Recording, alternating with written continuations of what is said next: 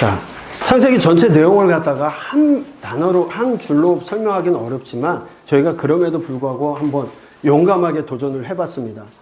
태초에 하나님의 천지를 창조하시니라. 창세기 전체에 대한 얘기는 하나님께서 천지 만물을 창조하신 것으로부터 신앙이 시작되어집니다.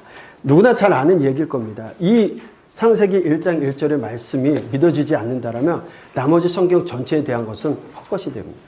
예수 그리스도가 이 땅에 오신 것도 헛것이 되어집니다. 어떻게 믿을 수가 없는 거죠. 하나님께서 천지 만물을 창조하셨던 그 믿음, 거기서부터 신앙은 시작이 되어지는 겁니다. 어떤 분은 이거를 너무나 또 과대 해석하셔가지고 창세기 1장 1절을 갖다가 게마트리아로 이렇게 다 풀어보니까 창세기부터 예수 그리스도 오시는 것까지 요한계시록까지 다 쓰여져 있다라고 말씀하시는 분. 물론 연구하신 내용을 보면 들어보면 그럴 수도 있겠구나.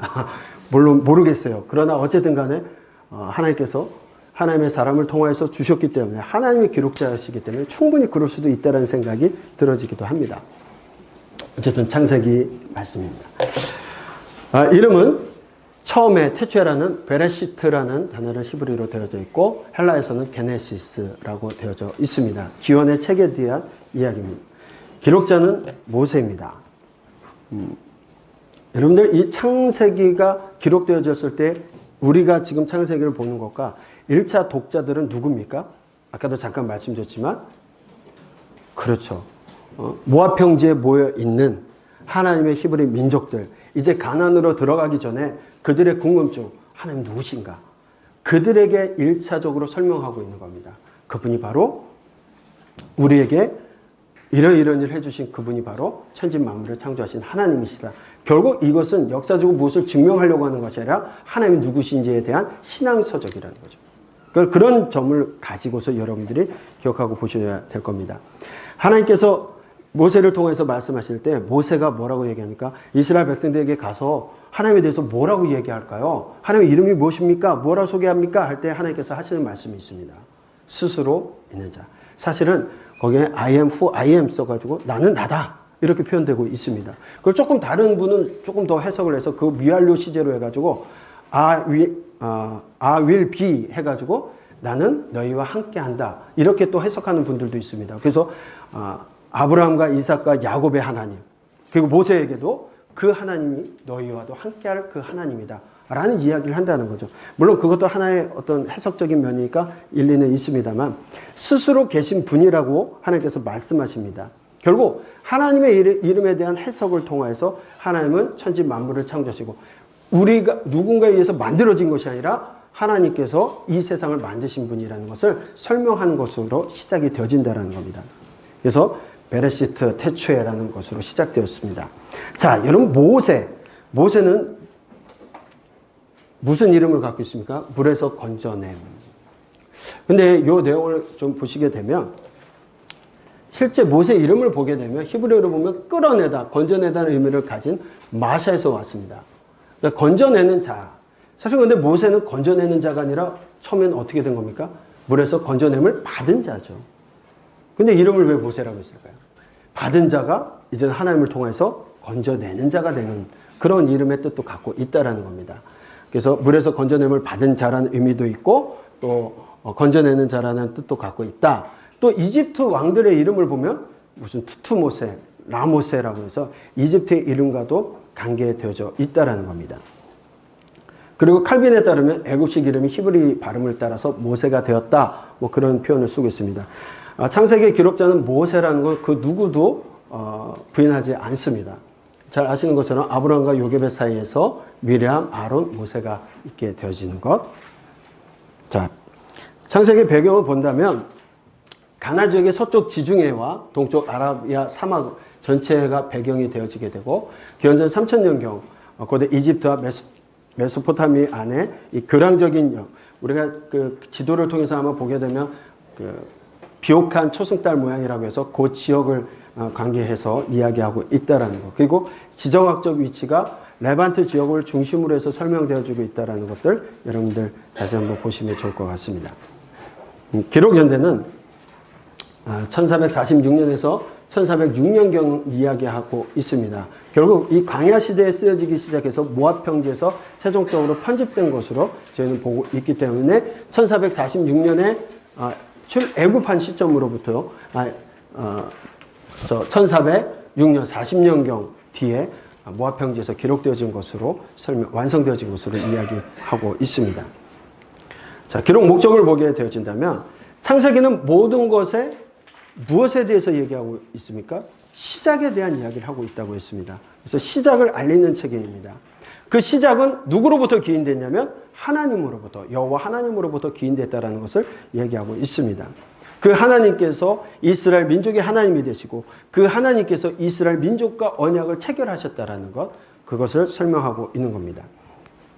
스스로 계신 여호와 하나님, 태초에 천지 만물을 창조하신 그분께서 이스라엘 민족과 언약을 체결하셨다라는 것 이야기하고 있습니다. 그래서 이 출애굽한 이스라엘 백성들에게 신앙 교제와 같은 이야기였고 또 여호와 하나님을 소개하는 책이라는 거 기억하시면 좋겠어요. 창세기를 우리가 어떤 해석을 하더라도 이것은 누구에 대한 얘기냐? 여호와 하나님에 대한 이야기를 말씀하고 있다라는 것. 그리고 모든 것의 시작에 대한 이야기를 하고 있는 것이고 히브리 민족의 형성에 대한 이야기를 하고 있다 정도 여러분들 기억하시면 좋을 것 같습니다. 자, 전체 보기를 보게 되면 저희는 이렇게 나눠서 볼 겁니다. 5사건, 5사람에 대한 이야기를 하게 될 겁니다. 자, 한번 따라해 보겠습니다. 5사건, 5사람. 이 5를 기억하시면 좋을 것 같아요. 5를 기억하십시오. 그래서 창세기가 몇 장까지 되어 있습니까? 50장. 네. 어처구니 없어도 기억하십시오. 자, 5. 5사건에는 창조, 타락, 사회, 홍수, 민족들입니다. 시작. 창조, 타락, 사회, 홍수, 민족들. 자, 5사람은 많은 사람들은 4사람만 얘기하고 끝납니다. 족장사에 대해서. 그래서 저희는 유다가 잠깐 설명되어지고 있지만 결국은 유대 민족의 시작이 되어지고 다윗이 오게 되고 예수 그리스도가 나오기까지 유다 민족이라고 하는 부분에 있어서 유다가 굉장히 중요한 역할을 하게 됩니다. 그래서 우리 5사람을 기억할 겁니다. 자, 5사람입니다. 아이아이오유. 네, 아브라함, 이삭, 야곱, 요셉, 유다입니다. 시작. 그래서 앞장 1장부터 11장까지 원역사에 대한 부분과 12장부터 50장까지 족장들에 대한 이야기, 5사람, 5사건, 5사람에 대한 걸 이야기하시면 꼭 좋을 것 같습니다. 기억하십시오. 자, 또 다른 걸로 한번 해석해 보는 것도 좋을 것 같습니다. 중요 사건을 무엇으로 해석하면 사람의 죽음으로 한번 생각을 해보겠습니다. 왜 죽음을 얘기하냐? 원죄, 우리가 죄가 들어오면서 하나님께서 반드시 죽는다고 하셨어요. 여러분 죽었습니까? 안 죽었습니까? 선악을 알게 하는 나무의 열매를 먹고 나서 바로 죽습니까? 아니죠. 여러분 생각해 보세요. 나뭇가지에서 꽃꽂이를 한다고 뗐을 때 바로 나무가 죽습니까? 일정 부분 살아있죠. 그러나 점점점 말라가면서 죽는 것과 같이 단절되어져 가는 거죠. 마찬가지로 하나님께서 말씀하신 것 정녕 죽을 것이다. 결국 다 죽었다는 얘기예요. 다 죽음에 대한 이야기를 하고 있습니다. 그래서 죽음으로 얘기한다면 50장을 딱 갈라서 25장의 절반에 아브라함이 죽습니다. 그렇죠? 또 35장에는 이삭이 죽습니다. 그리고 36장에 이삭이 죽고 나서 36장에 에서의 족보가 나오게 되고 49장에 야곱이 죽습니다. 그리고 50장에 요셉이 죽습니다. 계속 죽음에 대한 이야기를 말씀하세요. 족보에 대한 이야기를 쭉 할 때도 죽었다라는 이야기를 계속합니다. 의도적으로 죽었다는 표현을 합니다. 왜? 사람의 죄는 죽음을 이야기하고 있기 때문에 그렇습니다. 또 족보로 보게 된다면 5장의 족보가 나오고 10장의 족보가 나오고 36장 에서의 자손에 대한 이야기들이 나오는 것으로 구분해서 보는 것도 하나의 방법입니다. 그래서 계보라는 뜻으로서 이렇게 보는 구약 성경 가운데 창세기를 이렇게 보는 분들도 있습니다. 톨레도트로 보는 창세기의 구조를 보게 되면 창조 이야기, 하나님의 이야기를 빼놓고는 나머지 다 계보나 족보, 대략 이렇게 되어진다 이런 이것으로 나눠서 보는 방법도 있습니다. 저희는 어떻게 본다고요? 5사건, 5사람으로 구조를 해서 보겠다라고 말씀드렸습니다. 자, 그렇게 하면 창조에 대한 이야기를 좀 보도록 하겠습니다. 세상의 창조입니다.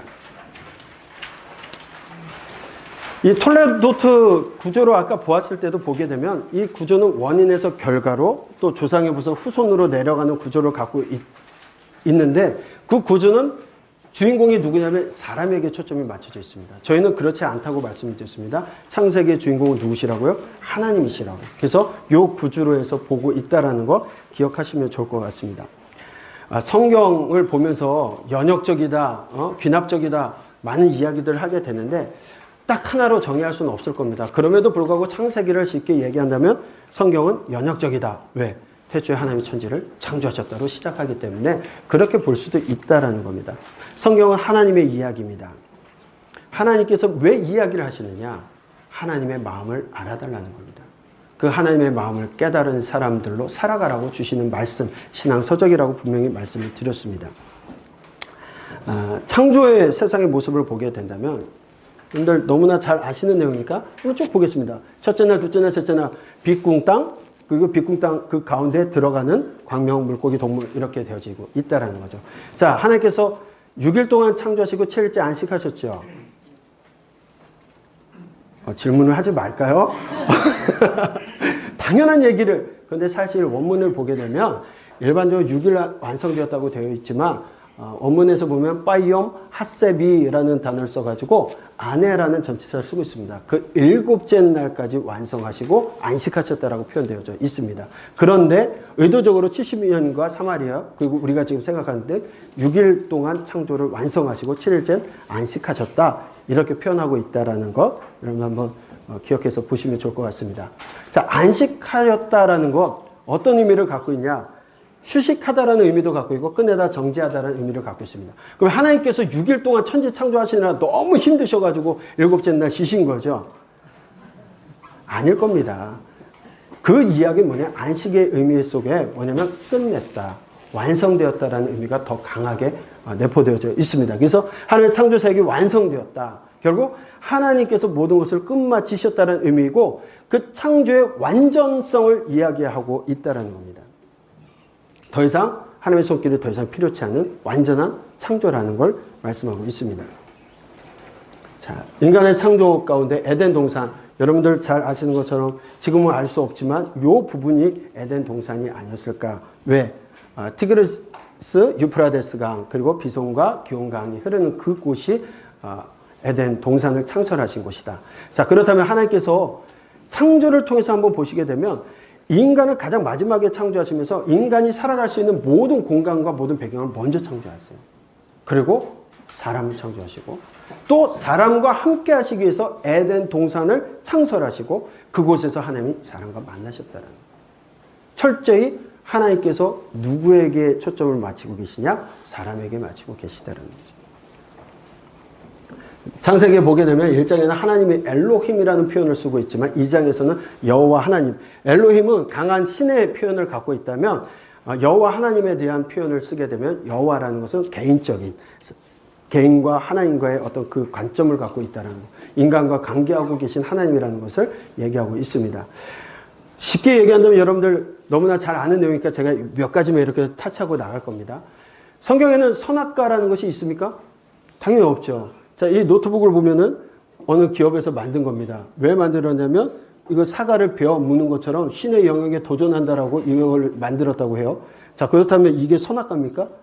성경 어디에도 사과가 선악과라고 얘기한 적 없어요. 좀 성경을 좀 공부하시고서 이 마크를 만드셔도 좋았을 텐데. 자, 웃자고 얘기한 겁니다. 죄송합니다. 선악을 알게 하는 나무의 과실이라고 되지 선악과라는 건 없습니다. 작은 이야기지만 여러분들 성경에 정확하게 기록되어 있는 것으로 우리가 좀 생각해 볼 필요가 있습니다. 여자의 창조를 하십니다. 아담이 혼자 있는 거 독차하는 것이 보기 좋지 않아서 여자를 창조하셔요. 근데 이 여자라고 할 때 돕는 배필이라고 되어 있습니다. 에제르 케네그도라고 되어 있습니다. 돕는 배필. 여자는 그냥 남자의 부족한 분을 채워주라고 만든 것이 아니라 돕는 배필로 만드셨습니다. 근데 돕는 배필을 보게 되면 돕는다라는 것은 케네그도는 짝, 마주봄, 상대하다. 짝과 같이 옆에서 같이 마주보는 사람이라는 겁니다. 그렇다면 배필이라고 하는 에제르라는 단어는요. 이 단어는 돕는다라는 원조하다라는 뜻인데 이 단어는 언제 사용되냐면 하나님께서 이스라엘을 구원하시거나 도울 때 사용되는 단어가 에제르입니다. 결국 여자를 왜 만드셨냐면 아담 혼자 있는 걸 독주하는 게 보기 싫어 하나님께서 만드실 때 동등한 위치로 주셨다라는 거예요. 대등한 관계로 되어진다. 여러분들 그래서 여자분들 중요한 거예요. 그렇죠? 농담하지 말아야 되는데 꼭 하고 싶은 개념인데요. 여자는요 후기 제품이에요. 신제품이에요. 남자보다 뛰어납니다. 그렇죠? 별로 안 하시네요. 자, 그 여자들이 대단하신 거예요. 예, 그래서 저는 여자분들을 존경합니다. 자, 창세기 1장과 2장의 주제를 우리가 보게 된다면 이곳에서 나오고 있는 것은 무엇이냐? 하나님께서는 한 분이시라는 거예요. 지금 이스라엘 민족들이 광야에 나와 있지만 그들이 어디서 나온 사람들입니까? 애굽에서 다신들 속에서 살아갔던 사람들이 나와 있는 겁니다. 그들에게 말씀하시는 거 하나님 한 분이시다. 그리고 하나님은 다른 어떤 종교에서 얘기하는 것처럼 여자신을 들고 있는 그런 잡다한 신이 아니다라는 거, 하나님 여호와 한 분이시라는 것을 이야기하고 있습니다. 그리고 창조주 하나님과 피조물 사이에는 건널 수 없는 하나님 스스로 존재하시는 분입니다. 그리고 인간은 하나님의 창조한 피조물이라. 인간은 신적인 능력이 있는 것이 아닙니다. 하나님의 피조물이라는 것을 기억하라는 것을 창세기 1장의 주제로 말씀드리고 있습니다. 또한 하나님께서는 거룩하신 분이시다. 하나님은 선하신 분이시고 하나님 거룩하신 분이시다. 그리고 이 모든 것들을 통하여 천지 만물을 창조하신 하나님의 주권과 위엄이 나타나고 있음을 설명하고 있다는 것도 여러분들 기억하시면 좋을 것 같습니다. 두 번째입니다. 타락입니다. 타락. 여러분 뱀의 유혹을 한번 보십시오. 뱀의 유혹을 보면 뱀은 뭐라고 합니까? 여자에게 이르되 너희가 결코 죽지 아니하리라. 너희가 그것을 먹는 날에는 너희 눈이 밝아져 하나님과 같이 되어 선악을 알 줄 하나님이 아심이라. 뱀이 선악과를 먹으라고, 선악을 알게 하는 나무의 가시를 먹으라고 강조했습니까? 아니면은 안 먹으면 죽이겠다고 협박을 했습니까? 지금 뱀이 한 짓이 무엇이죠? 뱀은 철저하게 하나님을 향한 의심을 갖게 만들었습니다. 의심. 그리고는 더 이상 아무 말도 하지 않았습니다. 사람, 여자 마음속에 의심이 들어가니까 결국 하나님을 신뢰할 수 없는 분으로 여기게 되는 겁니다. 하나님을 신뢰할 수 없는 분으로 여기니까 그곳에서 죄가 시작되어집니다. 하나님을 믿는 것, 하나님을 신뢰하지 않는 것. 뱀은 여자에게 아무 말도 하지 않습니다. 자신의 감각과 판단을 이용해서 하나님을 신뢰할 수 없는 분이라고 생각하게 되고 그 과정이 동일하게 아담에게도 적용이 되었다라는 것. 그래서 죄가 들어왔다라는 것. 타락의 결과. 그럼에도 불구하고 하나님을 신뢰하지 않는 그 사람들을 향하여 하나님은 어떻게 하시느냐. 예? 제 결과는 여러분들 다 아시는 내용이니까 넘어가겠습니다. 결국 이 죄로 인한 죄의 결과를 보게 되면 우리가 그냥 하나의 결과, 뭐 고생하는 거, 임신에 해서 애를 출산할 때 고통이 더해지는 거, 뭐 이것만이 아니고 전체적으로 보게 되어진다면 정서적인 면에서는 그 자신들의 옷을 벗은 것을 알고 숨는 운동, 수치심과 죄책감이 들게 되었다는. 사회적인 면에서는 비난과 책임 회피. 아, 내가 잘못했습니다. 하나님께서 주신 저 여자가 줘서 그랬습니다.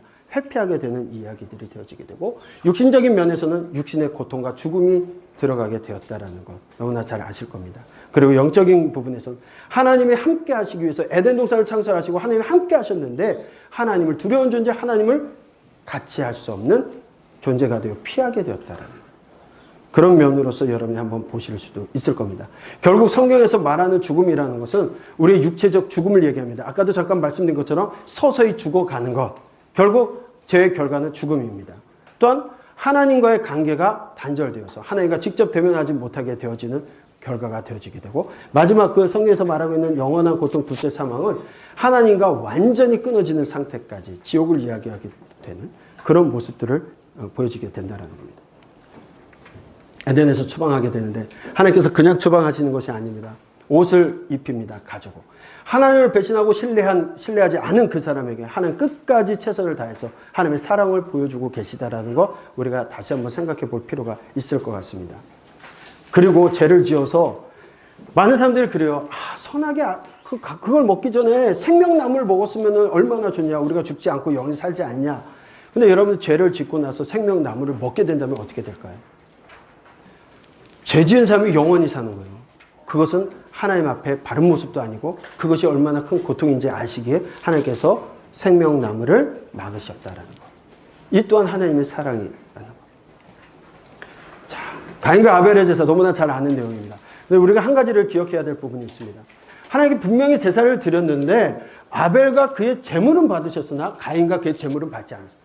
제물만 받지 않으신 게 아니라 아벨과 아벨의 제물, 가인과 가인의 재물이라고 되어져 있습니다. 그러니까 재물의 포인트가 되어져 있는 것이 아닌데 많은 분들이 이런 이야기를 합니다. 가인의 제사는 피제사가 아니었기 때문에 하나님께서 받지 않으셨다. 그런데 왜냐하면 레위기 17장과 히브리서의 이야기를 보면 육체 생명 피에 있다. 그리고 율법을 따라 피 흘림이 없는 즉 삶이 없다라는 이야기를 가지고 그 근거를 얘기합니다. 그런데 히브리서 9장 22절은 여러분 끝까지 잘 보셔야죠. 절도 하나 다 보지 않고 이 뒤에만 보면 어떻게 됩니까? 율법을 따라 거의 다라고 되어 있습니까? 거의 모든 물건이 피로서 정결하게 되나니 그러면 피가 아닌 걸로도 정결하게 될 수 있다라는 거죠.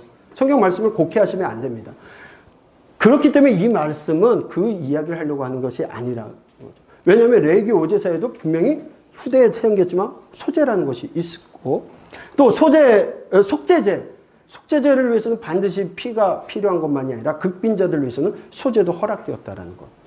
그리고 이후에 제정되어지는 초실절과 맥주절에서도 한 곡식을 드리는데 곡식을 그냥 드리는 것이 아니라 첫 곡식을 드리게 되어 있습니다. 그러면 가인을 왜 하나님께서 안 받아주셨냐? 구분되어지지 않은 것. 많은 것 가운데 드려진 거고. 아벨은 첫 것. 첫이라는 거에 여러분들 초점을 맞춰서 해석을 해야 된다는 겁니다. 그리고 가인에게 뭐라고 얘기했냐면 제가 너를 원하나 너는 죄를 다스릴지니라 라고 말씀을 하셨음에도 불구하고 가인은 어떻게 합니까? 아우 아벨을 죽입니다. 결국 여기서 얘기하는 4장의 이야기는 피제사에 대한 관심이 있는 것이 아니라 동생 아벨을 죽이는 결과 분노하는 가인의 모습을 따라서 죄의 결과가 결국 뭐다? 사망에 이른다는 것을 말씀하시는 거라는 거죠. 자, 이제 사회입니다. 따라해 보겠습니다. 창조, 타락, 사회. 홍수, 민족들. 자, 이제 사회 가운데는 가인의 계보, 아담의 계보가 나오는데요. 아벨 이후에 셋을 주셨는데 셋 이후에 그의 셋이 아들을 낳았는데 에노스였고 그때부터 비로소 무엇을 했다고요? 여호와의 이름을 불렀더라. 결국 요 계보를 통해서 말씀하시고자 하는 것은 하나님의 사람들이 살아가는 모습을 이야기하고 있고 하나님의 사람이 아닌 사람들의 모습을 이야기하고 있습니다. 근데 여러분들 아담의 7대손을 보게 되면 가인 쪽으로 보게 되면 누굽니까? 라멕. 그리고 아담에서는 에녹입니다. 그 사람들의 삶의 대조를 여러분들 성경을 통해서 잘 보시면 좋을 것 같습니다. 에녹은 하나님과 동행하는 모습을 보였고 라멕은 아주 방자한 모습을 보였습니다. 그럼에도 불구하고 그들의 자손들이 무슨 일을 하냐면 야발과 유발과 두발가인 같은 경우면 야발은 가축을 치는 자, 목축업의 대가가 되고요. 유발은 수군과 퉁소 잡는 자, 지금과 같은 우리나라를 대표하는 그런 가수들 이런 것들의 대표가 되는 거고 두발가인은 굴이 새로 기구 만드는 과학자가 되었다는 거. 이름이 유명해진 사람입니다. 자, 하나님께서는 이 계보를 통해서 무엇을 말씀하시냐 한번 좀 생각해 볼 필요가 있습니다. 세상에서 유명한 사람 되고 세상에서 발전하고 세상에서 이름나는 사람이 하나님의 뜻이 아니라 하나님과 동행해서 사는 사람들 별 큰 얘기가 없습니다. 몇 세에 누구를 낳고 몇 세에 죽었더라. 그런 인생일지라도 하나님을 이름을 부르며 하나님의 뜻 가운데 살아가는 것이 하나님의 뜻임을 말씀하고 있는 겁니다. 그 가운데 여러분들 보시게 되면 무드셀라가 가장 오래 살았습니다. 그런데 무드셀라가 969세에 죽는데 그 죽는 해가 언제냐면 홍수가 나던 해입니다.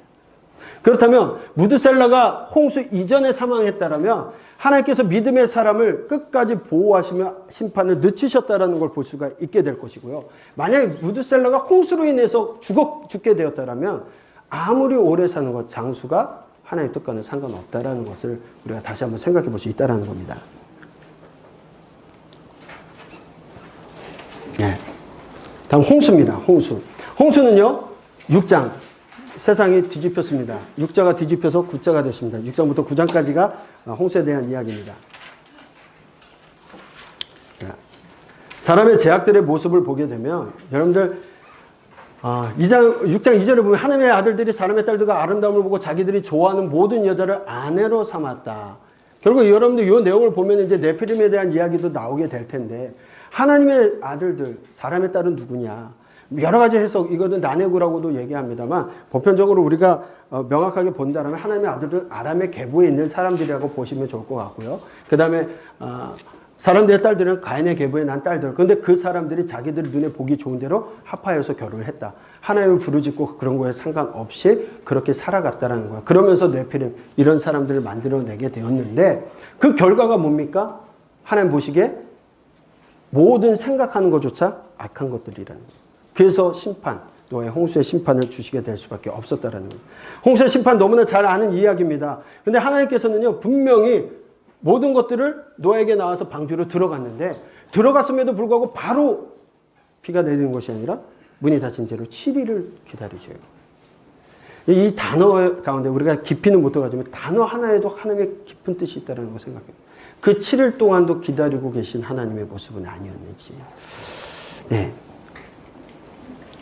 방주에 들어간 모습, 뭐 이런 것들은 좀 넘어가겠습니다. 무지개 언약입니다. 하나님께서는 홍수 이후에 무지개 언약을 통하여서 하나님의 증거를 주셨습니다. 다시는 물로 심판하지 않겠다는 겁니다. 그런데 사람들은 어떤 모습이 되어집니까? 노아. 그 하나님의 언약을 받고서 살아가는 노아의 모습은 어떠한 모습이 되어야 되냐? 하나님께서 주신 그 가족만 남았기 때문에 하나님의 뜻을 이루어가야 될 그 노아가 제일 먼저 한 게 뭔지 아십니까? 포도나무를 심었어요. 그리고 뭘 만듭니까? 포도주. 하나님의 기대에 찬 노아의 가족임에도 불구하고 노아가 했던 일은 왜 포도나무를 심었을까요? 혹시 술 먹기 위해서? 결국 그 일로 인해서 실수를 합니다. 근데 참 희한하죠. 실수한 건 노아인데 그 아들이 저주를 받습니다. 어쨌든 그런 부분들도 여러분들 한번 우리가 생각해 볼 필요가 있지 않나 생각이 되어집니다. 자, 민족들입니다. 따라하겠습니다. 민족들, 노아의 자손들의 모습입니다. 쭉 이런 모습들인데 여러분들 그 책자에 기록이 되어져 있으니까 참고해서 보시면 되겠고요. 네. 노아의 자손들이 이렇게 여러 가지 위치로 나가게 되고 14개의 또 국가들을 이루어 나가는 모습들을 보게 되어집니다. 여기서 이제 주목해 봐야 될 셈의 계보를 보게 되면 이제 쭉 내려와서 데라가 205세까지 사는데 70세에 자녀를 낳습니다. 누굴 낳냐고 되어 있냐면 아브람과 나홀과 하란을 낳았다라고 되어져 있습니다. 여러분들 한번 좀 생각해 보셔야 될 게 70세에 3명을 다 동시에 낳은 건 아닐 겁니다. 그때부터 낳았다라고 되어져 있는데 하나 여기서 봐야 될 것이 그럼 아브람이 첫째냐? 이거 조금 고민을 해볼 필요가 있습니다. 왜냐하면 성경에는 아브람, 나홀, 하란이라고 되어 있지만 오히려 하란이 첫째가 아니었을까 하는 생각이 되어집니다. 하란은 일찌감치 죽게 되어지고 하란의 딸 밀가와 누구하고 결혼하는 거예요? 예, 데라의 아들과 그러니까 나홀이 아마 막내였을 것 같고요. 그렇게 해서 결혼하는 모습들도 보여지게 되어집니다. 그렇다면 왜 아브람, 나홀, 하란이라고 썼냐? 성경의 중요도 인물로서 그렇게 기록되지는 않았나? 왜냐하면 연대를 계산하다 보면 그냥 이런 순서로 보게 되면 연대가 꼬이게 됩니다. 그래서 그렇게 기억을 하셔도 좋을 것 같습니다. 바벨탑 사건 너무나 잘 아는 내용인데 이건 무지개 언약의 핵심이 너희는 생육하고 번성하며 땅에 가득하여 그 중에 번성하라. 다시는 모든 생물을 홍수로 멸하지 아니할 것이라고 분명히 하나님 말씀을 주셨는데 그들은 뭐하고 있습니까? 바벨탑을 쌓습니다. 왜 쌓습니까? 자기 이름이 높아지며 흩어짐을 면하라. 하나님께서 뭐라고 얘기했습니까? 너희는 생육하고 번성하여 땅에 가득하다. 흩어지라고 말씀하셨는데 사람들은 뭐하고 있습니까? 흩어짐을 면하자라고 그걸 만들고 있습니다. 하나님에 대한 전면 도전입니다. 결국 그 일로 인하여 언어를 혼잡케 해서 바벨탑 사건, 너무나 잘 아시는 내용입니다. 자, 이제 5사람에 대한 이야기로 갈 겁니다. 따라해 보겠습니다. 5사건, 5사람. 아브라함입니다. 하나님께서 아브라함에게 언약하십니다. 여러분들 내용은 너무나도 잘 아시는 내용이니까 저희가 이제 살필 것만 또 보고 간다고 했습니다. 하란에서 하나님께서 너희 고향 친척과 아버지 집을 떠나 내가 너에게 보여줄 땅으로 가라 말씀하셔요. 근데 이 말씀하실 때 어떤 땅인지 보여주시지 않았어요. 그렇죠? 그리고 가라고 말씀하십니다. 아브라함은 가게 됩니다. 그래서 아브라함의 여정을 보면 아버지를 따라서 갈대아 우르에서 떠나서 하란에 머물러 있다. 아버지가 하란에서 돌아가시게 되고 이제 하나님의 말씀을 듣고 하나님 명령하신 땅을 따라 가게 되어지는 내용들의 이야기가 쭉 기록이 되어져 있습니다. 아브라함과 롯의 분열되는 모습도 있었고요. 예. 또 아브라함과 언약을 세우신 여호와 하나님, 이 말씀은 좀 중요합니다. 6절을 보니까 아브라함이 여호와를 믿으니 여호와께서 이를 그의 의로 여기셨다. 자, 인간의 타락 이후에 처음으로 인간에 대해서 의롭다 명하신 분이 아브라함입니다. 아브라함. 그렇다면 이 아브라함, 하나님께서 여호와를 믿었다. 아브라함이 여호와를 믿었더니 그것을 하나님이 의로 여기셨다. 제사를 지내고 뭐해서 이루어진 것이 아니라 믿었더니 하나님 의롭다고 여기셨어요. 자, 그 믿음이라는 단어를 여러분 다시 한번 다른 말로 표현한다면 아까도 잠깐 말씀드렸습니다만 신뢰라는 단어가 거기에 포함이 될 겁니다. 아브라함이 여호와를 신뢰했다. 여호와를 신뢰했다. 여호와를 신뢰했다. 믿었다라는 것은 여호와께서 하신 말씀을 믿었다라는 겁니다.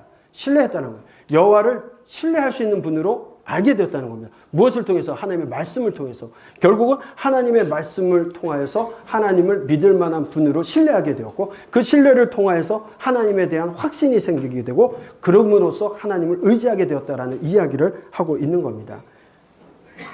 아브라함이 여호와를 신뢰했다라고 하고 아브라함이 하나님을 신뢰할 수 있는 분으로 알았다라는 이야기가 되어지고 주님을 의지하게 되었다라는 이야기가 됩니다. 결국 그 주님을 의지하기 때문에 말씀을 의지하게 되었다는, 결국 하나님의 말씀에 확신을 갖고 있었다는, 하나님의 말씀에 확신을 가니까 하나님의 말씀대로 살아갈 수 있게 되어지는 모습들을 아브라함을 통해서 우리가 볼 수가 있게 되어집니다. 그런데 하나님께서 아브라함과 언약을 맺으실 때 보면 당시에 횃불 언약, 고대인들의 계약 체결의 방식을 통하여서 언약을 맺습니다. 근데 재미있는 것은 이 언약을 맺는 것은 사람들이 동물을 갈라놓고 거기를 서로 지나가면서 계약을 체결합니다. 이 얘기는 뭐냐면 너가 그 계약을 파기하면 이 동물처럼 갈라 죽을 것이라는 이야기예요. 근데 하나님께서는 이 방법대로 하시는데 아브라함이 지나갑니까? 하나님만 횃불로 지나가셔요. 결국 하나님 스스로 하나님께서 그 약속을 신실하게 지키심에 대한 이야기를 하고 있는 겁니다. 네. 그 다음에 이제 할례에 대한 부분은 여러분들 잘 아시는 것처럼 나중에 이 할례가 왜 중요한지 모세를 또 하나님께서 사명을 주시고도 가다가 죽일 뻔하신 이유가 할례와 관련이 되어져 있는데 이 할례는 아브라함 이후에 모든 사람들 아브라함과 그 아들 이스마엘까지 할례를 받았다라는 것들 그 이후에 후손들은 할례에 대한 이야기를 분명히 듣고 있었습니다. 할례는 당시에 여러 나라에서 시행되고 있었던 방법이었지만 그 방법을 통하여 하나님 히브리 민족과 구별시키는 방법으로 사용하셨다는 것. 그것도 여러분들이 기억하시면 좋을 것 같습니다. 자, 이거 한번 기억하고 가십시오. 소돔과 고모라에서 보면 중재자 아브라함이라고 우리가 이름을 명명하긴 했지만 여호와 하나님께서 내가 하는 것을 아브라함에게 숨기겠냐 말씀하시면서 말씀하신 것이 있어요. 자, 그렇다면 여러분들 많은 사람들이 중보 기도의 조건을 얘기하면서 중보 기도의 근거를 갖다가 아브라함 이 사건을 가지고 얘기합니다. 맞을까요? 여러분 우리가 중보 기도라는 단어를 쓰는 거를 좀 조심해야 될 필요가 있는데 한번 보겠습니다. 여러분 아브라함이 기도한 것이 중보 기도이냐? 저희는 아니라고 봅니다.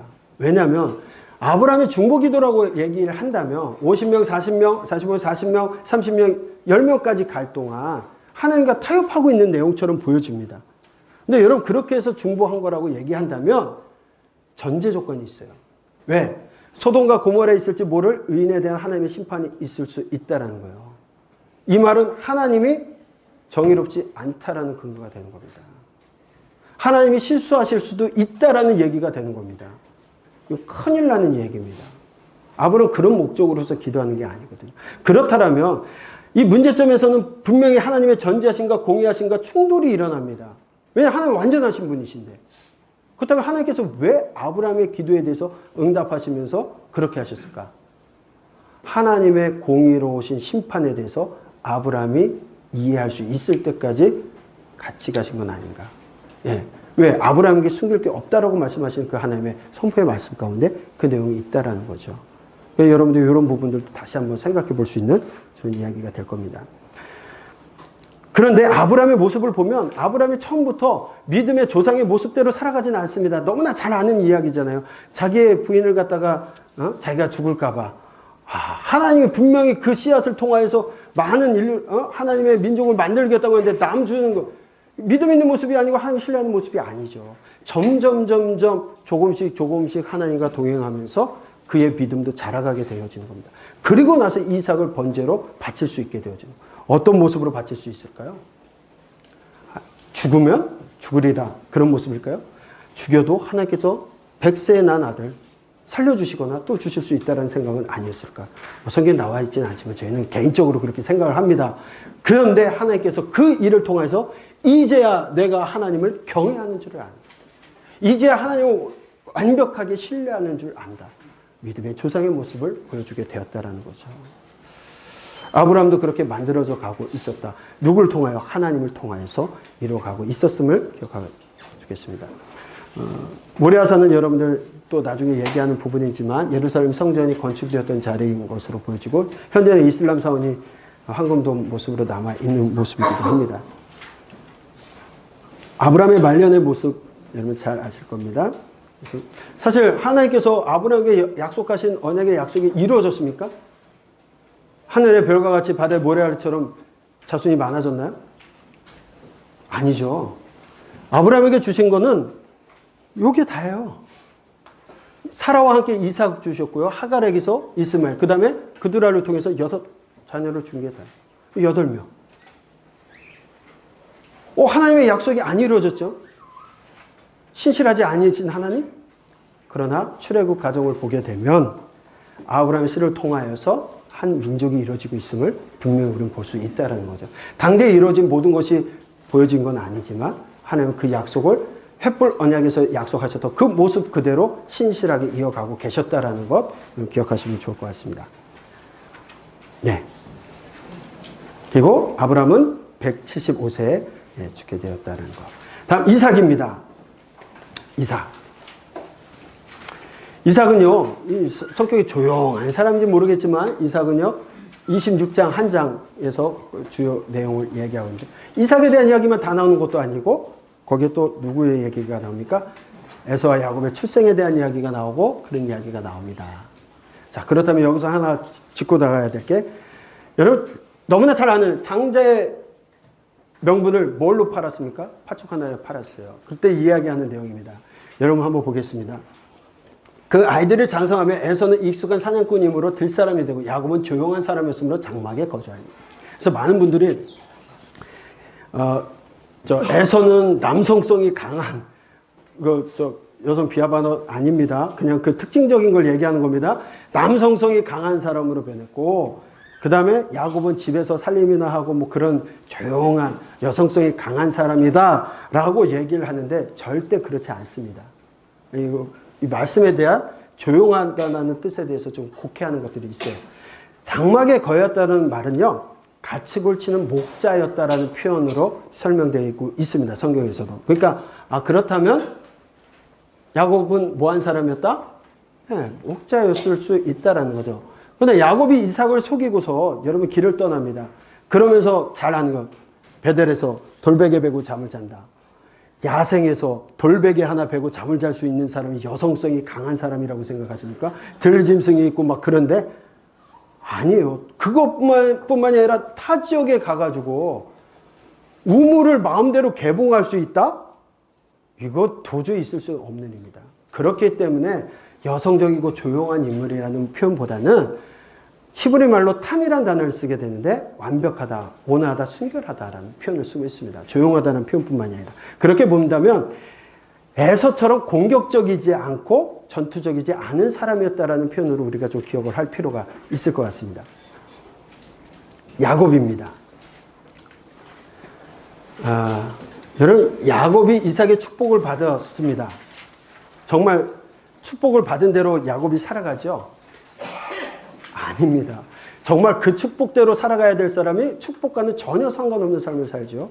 그럼 왜 축복에 대해서 장자권까지 뺏어가면서 그 축복에 목숨 거는 것처럼 그런 모습을 보여줄까? 성경은 거기에 관심이 없어요. 장자의 축복권 그런 거에 초점을 맞추고 있는 것이 아닙니다. 그렇다면 이런 말씀이 좋은 축복을 했는데 야곱의 생애를 보면요. 별 그닥 그런 모습으로 살아가질 못합니다. 나중에 하란으로 도피하고 하는 모습들 이따가도 잠깐 말씀을 드리겠지만 야곱이 집을 뛰쳐나왔을 때가 몇 세 정도 되는지 아세요? 우리가 얘기하면 한 17세, 18세? 77세가 되는 노인네십니다. 에서는 40에 결혼을 했어요. 야곱은 77세까지 장가를 못 가셨어요.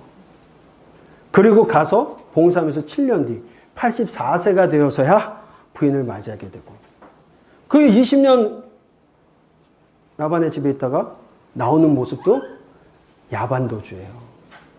정말 축복대로 살았습니까? 아니죠.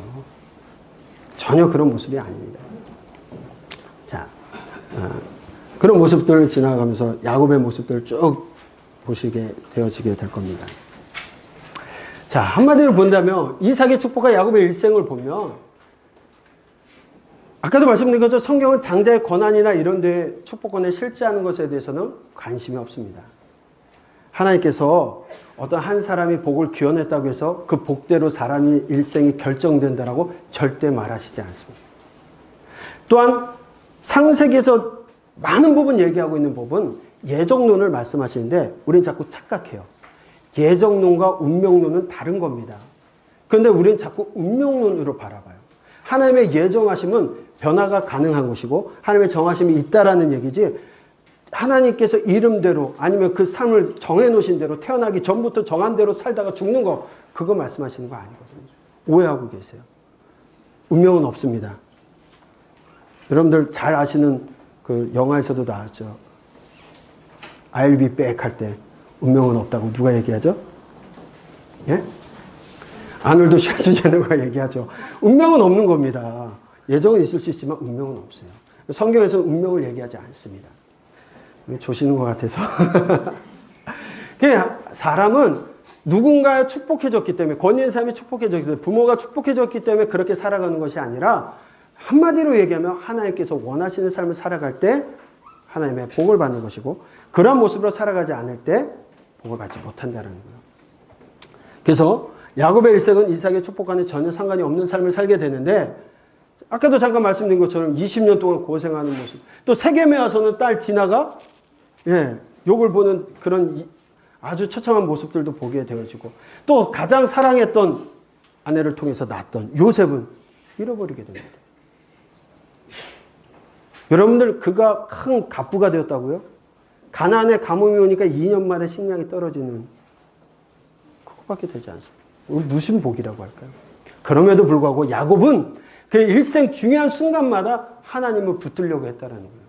회개하려고 했다는 거예요. 하나님 회개할 줄 아는 사람이었기 때문에 야곱을 하나님이 사용하셨다는 겁니다. 그렇다면 에서는요? 성경 어디에도 에서는 회개했다라는 모습이 나오지 않습니다.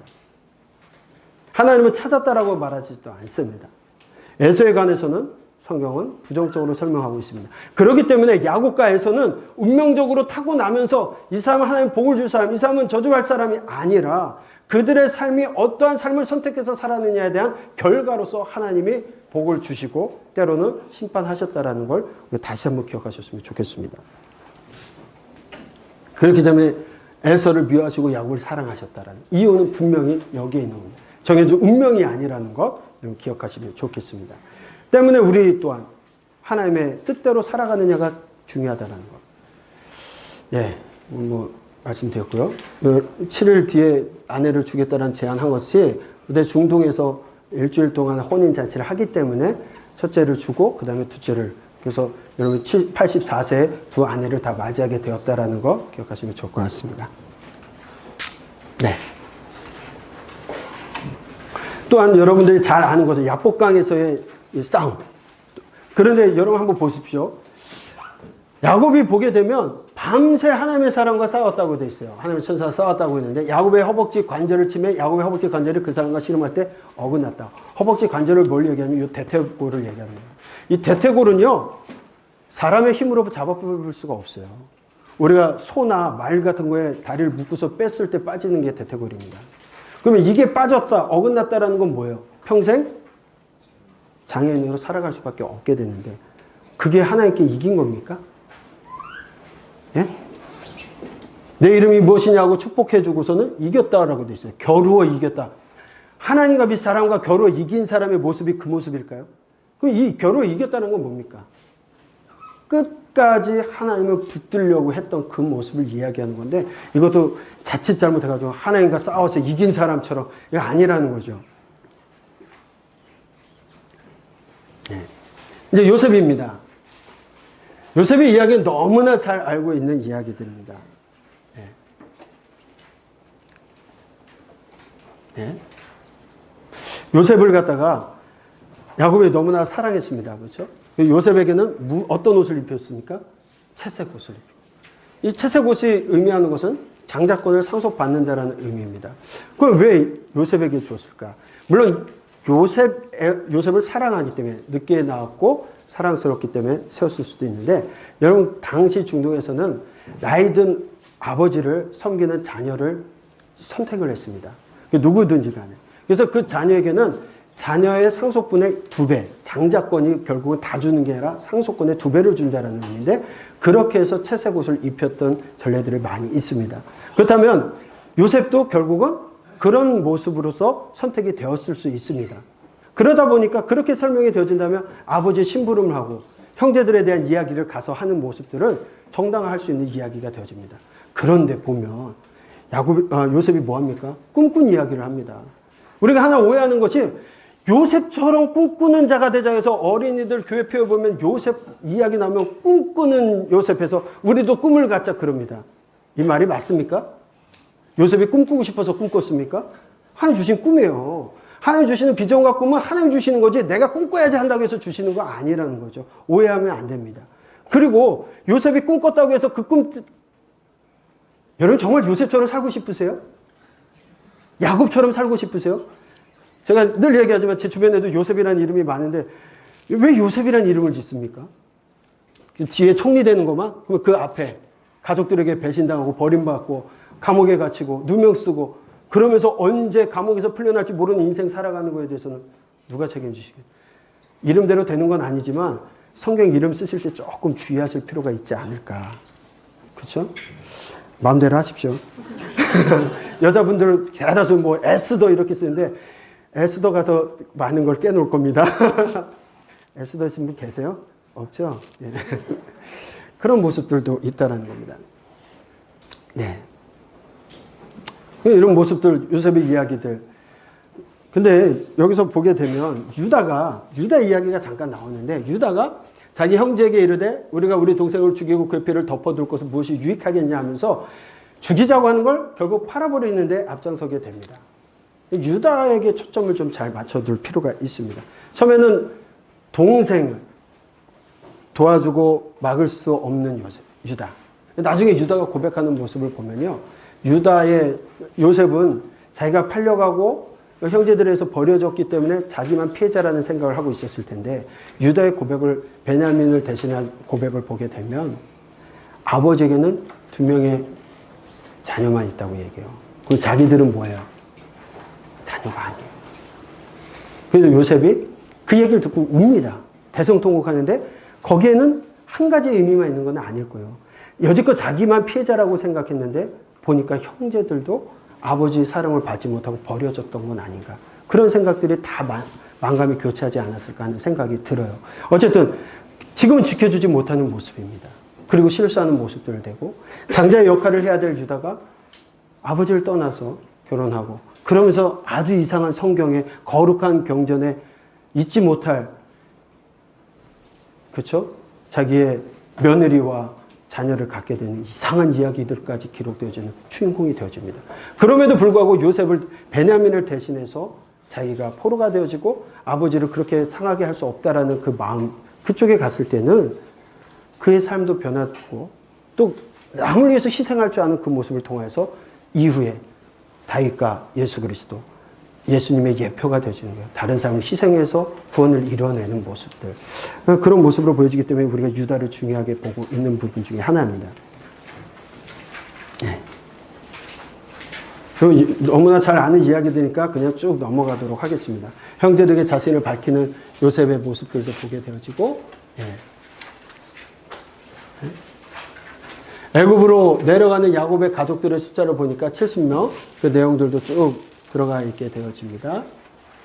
그리고 야곱이 축복하는데 그 가운데 야곱이 유다에게는 하나님의 규가, 결국 유다 왕족이 계속 이어질 것에 대한 이야기까지 하게 되어지는, 축복을 하게 되어집니다. 자, 네. 자, 그 다음에 이제 5사람 가운데 유다입니다. 유다. 자, 따라해 보겠습니다. 아이야요 유. 여러분, 유다와 다말의 이야기를 보게 되면 이 유다와 다말의 이야기를 해석하는 여러 가지 방법이 있습니다. 거룩한 경전에 왜 이 얘기가 들어갈 수밖에 없었느냐.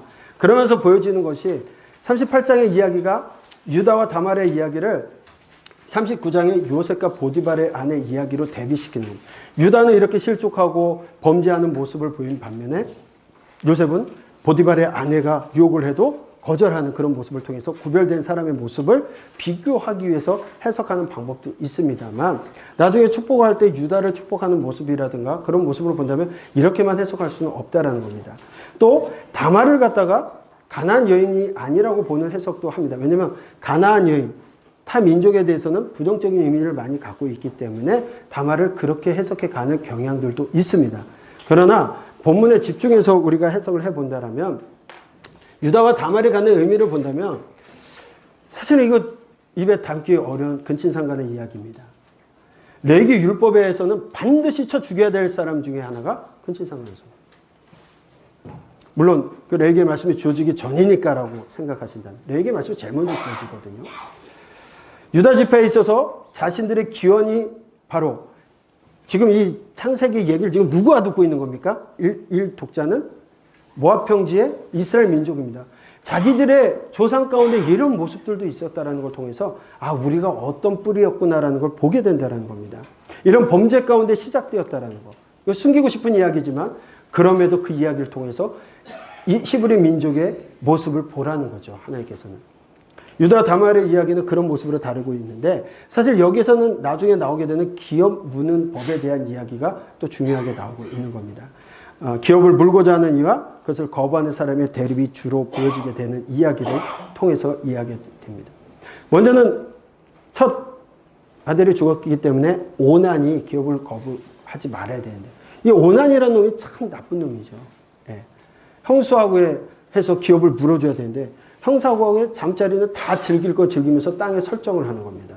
그래서 우리가 성경을 보면 거기에 들어갔을 때 그것을 웬으로 보느냐, 웬웨버로 보느냐. 성경은 웬웨버의 경향이 더 많다라는 거예요. 들어갈 때마다 그랬기 때문에 하나님 치셨다라는 거죠. 예. 그리고 그런 모습들 속에서 기업을 무는 것을 원치 않았던 상황 속에서 다말은 시아버지를 속여가면서까지 기업을 무는 모습을 그리고 그것을 성경은 부정적으로 보지 않고 옳게 보고 있다라는 것을 우리가 좀 다시 한번 해석해 볼 필요가 있습니다. 그렇기 때문에 광야 공동체에게 있어서 아브람과 이삭과 야곱으로부터 이어져 온 하나님의 언약, 곧 그들의 기업을 잇는 것 중에 중요성을 의미하는 것으로 우리가 해석해 볼 수 있지 않을까 그런 모습입니다. 자, 여러분들 족장들의 이야기를 쭉 봤는데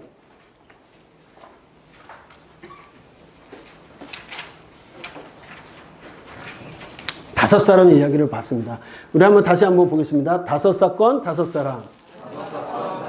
창조, 타락, 사회, 홍수, 민족들.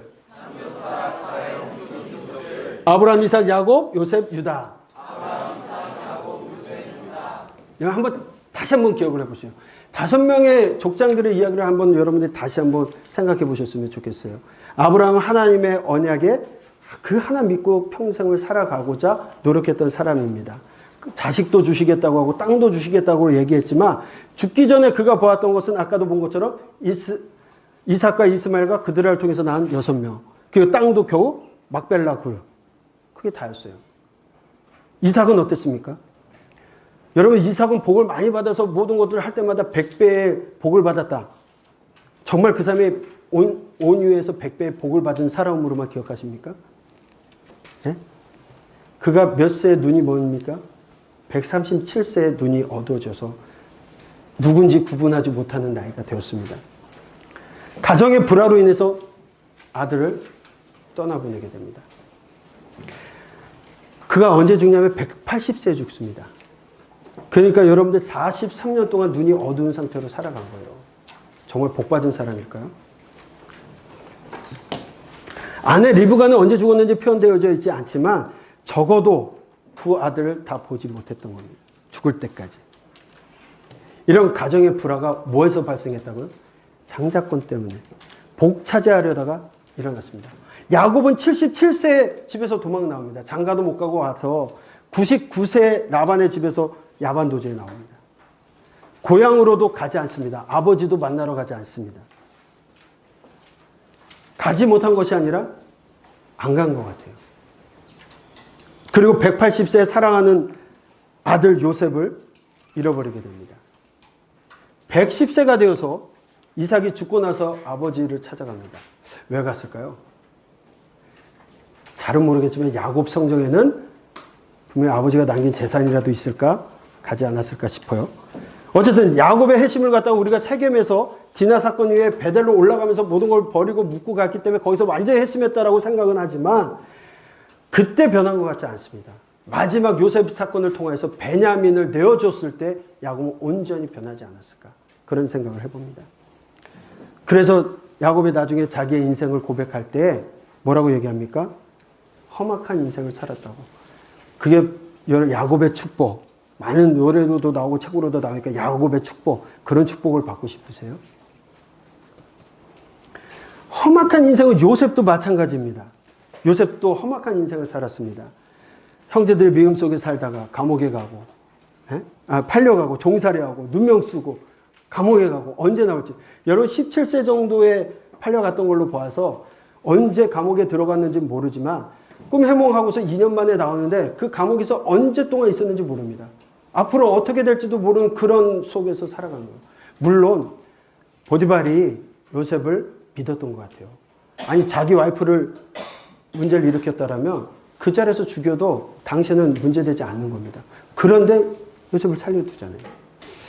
그런 모습들 하나님께서 그렇게 이루어 가셨다는 거죠. 그리고 유다 역시 마찬가지입니다. 요셉 팔려갔을 때 막지 못했던 유다. 평생 아버지가 슬퍼하는 모습을 봐야만 했습니다. 그 아버지의 아픔은 그가 집을 나가는 계기가 되었던 모습이기도 했고요. 결국 두 아들도 잃게 되어지고 자기 욕심으로 말미에서 결국 그런 일들이 이뤄지게 됩니다. 그리고 며느리 다말과 자기 욕심으로 인해서 그런 일들까지 벌어지게 되는 상황으로 몰아갑니다. 이런 험악한 인생을 살았던 아버지가 돌아와 형들과 동생을 책임지는 사람이 되었다라는 것. 변해가는 모습을 봅니다. 우리가 족장들의 삶을 보면 족장들을 본받아서 우리의 롤모델이라고 얘기하는 많은 사람들이 있지만 그들의 삶은 좋은 삶은 아니었습니다. 그런데 하나님은 그런 험악한 삶, 또 치열했던 삶을 우리에게 보여주고 있습니다. 왜 하나님께서 이런 모습을 보여주실까요? 그 가운데는 아까도 제가 말씀드린 것처럼 예정과 운명이 다르다라는 것 분명히 말씀하고 있다는 겁니다. 반드시 운명대로 살아가는 것은 아니라는 겁니다. 자, 창세기를 마무리합니다. 창세기는 이스라엘 백성들의 처음에 대한 이야기를 합니다. 특별히 그들을 이끌어 가신 하나님이 어떤 분이신가에 대해서 이야기하고 있습니다. 그 질문에 대한 답입니다. 천지를 창조하시고 주관하시는 하나님이시라는 것을 기록하고 있습니다. 가까이는 그들의 조상들을 섬기는 하나님을 기록하고 있고 이후에 그 하나님께서 어떻게 사실 이제 조상들과 함께 하셨고 그들이 민족이 될 때까지 지키고 이끄셨는지를 말씀하고 있는 것이 창세기입니다. 하나님이 그들 민족에게 어떤 의미가 있는 분인지를 그 처음부터 기록하고 있는 책입니다. 단순히 족보나 조상들의 일을 기록한 책이 아닙니다. 그들의 조상들, 족장들과 함께 하신 하나님의 기록입니다. 그들과 함께 하신 하나님의 동행하심의 기록이 바로 창세기입니다. 그리고 그 하나님께서 광야의 길을 인도하셔서 약속의 땅으로 그들을 인도하시라는 고백을 하게 됩니다. 결국 창세기는 그런 하나님의 일에 대한 기록입니다. 바로 하나님께서 모압 평지에 있는 이스라엘의 하나님이라는 것. 그 이야기가 창세기입니다. 우리의 초점이 하나님께 있다는 걸 말씀드리면서 창세기를 마치도록 하겠습니다.